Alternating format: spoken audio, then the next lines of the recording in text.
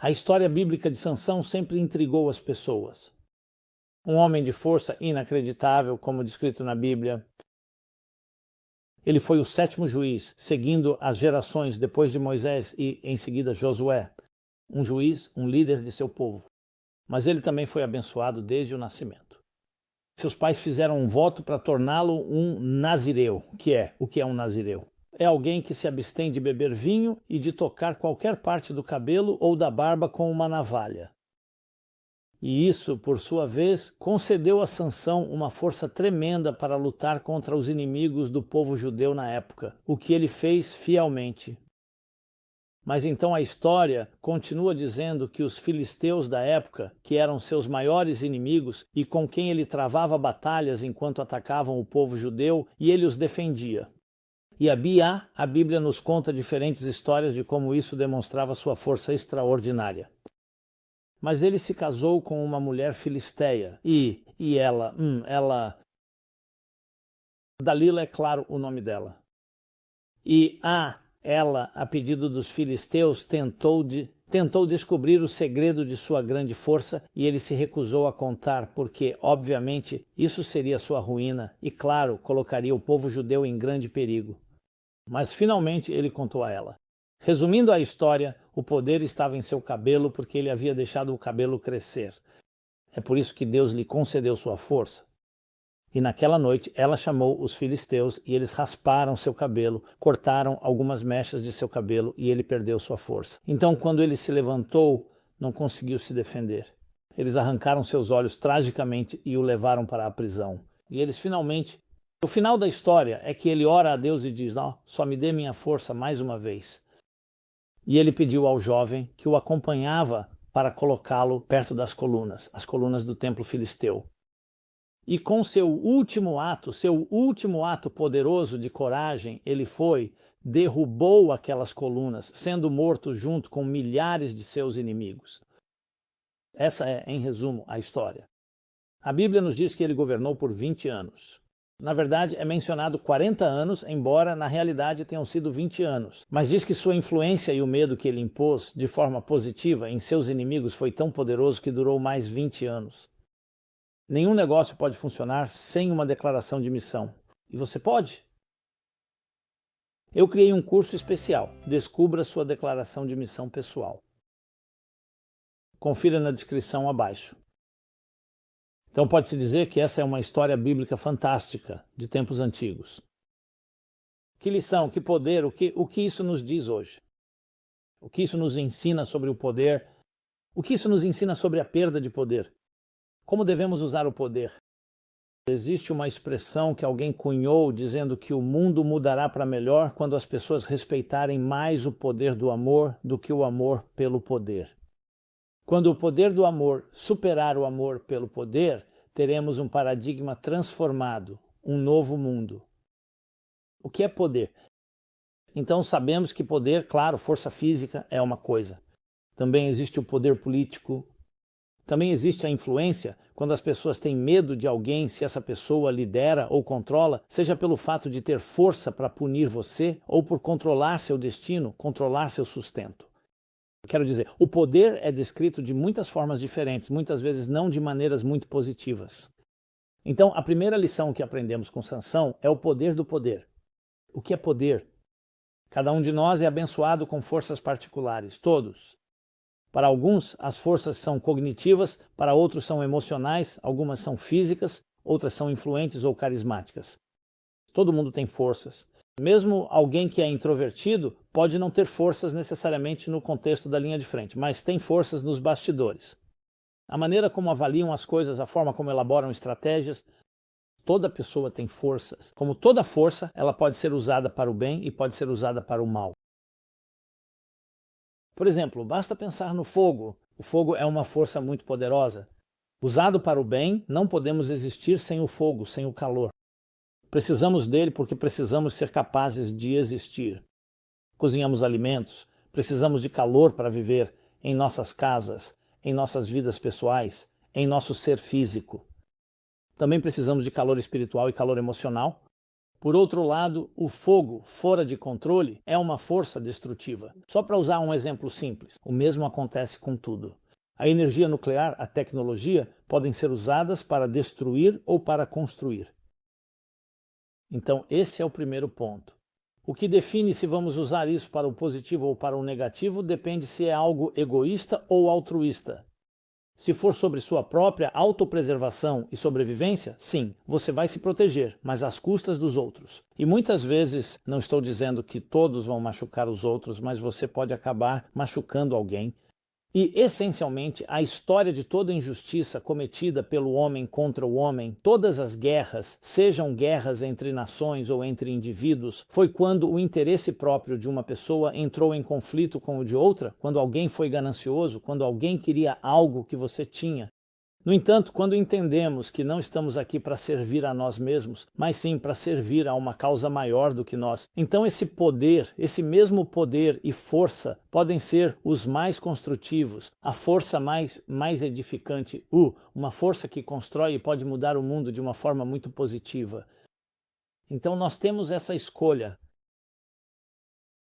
Sansão também teve essa escolha e, de fato, desde o seu nascimento, seus pais escolheram para ele uma vida, uma certa vida de uma vida reservada, abstendo-se de indulgências materiais, principalmente vinho, e cortar o cabelo. O que o cabelo tem a ver com isso? Bem, os capitalistas explicam que o cabelo tem poder. Não é apenas o poder que vemos na publicidade. Você percebe como o cabelo é usado como uma energia sexual muito poderosa, mas ele também possui uma energia espiritual mais profunda, incluindo a energia sexual. E é por isso que o cabelo, por um lado, pode alcançar grandes coisas, mas também pode causar muita destruição, muita corrupção. O próprio cabelo de Sansão, veja, é um símbolo de ambos. Agora, por que o cabelo é um símbolo de poder? Então, a forma como os místicos explicam isso é que o corpo físico humano é um protótipo, é um espelho, um reflexo de uma estrutura espiritual, e cada parte desse corpo humano espelha diferentes aspectos dos mundos espirituais. O que é o cabelo? Onde o cabelo cresce?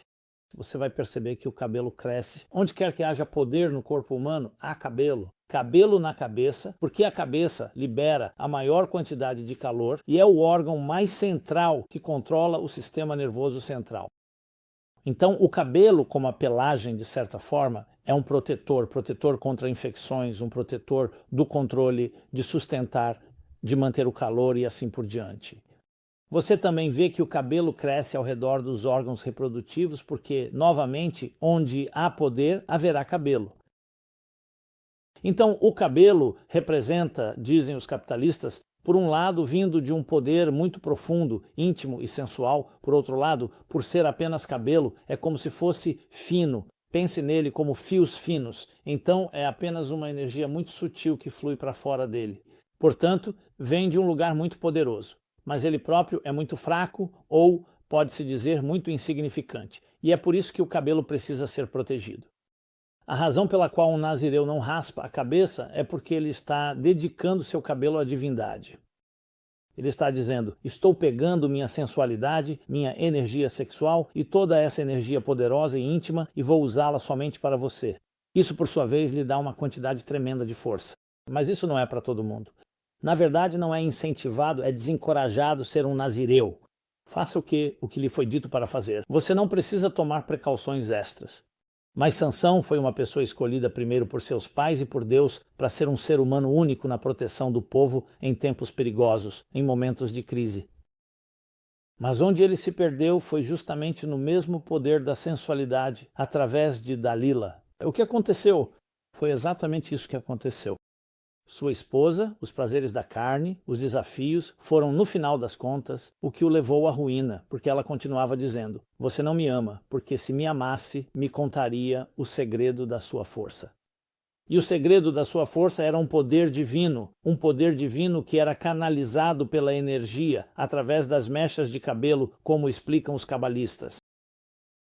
E assim que ele sucumbiu, seduzido por Dalila, o que aconteceu foi que ele perdeu sua força. Em outras palavras, já não estava mais alinhado com o propósito divino, então para que serviria? E foi aí que ele Ele foi capturado e torturado e no fim morreu. Mas ele entendeu o que aconteceu, por isso disse a Deus: me dê mais um momento, me dê mais uma chance.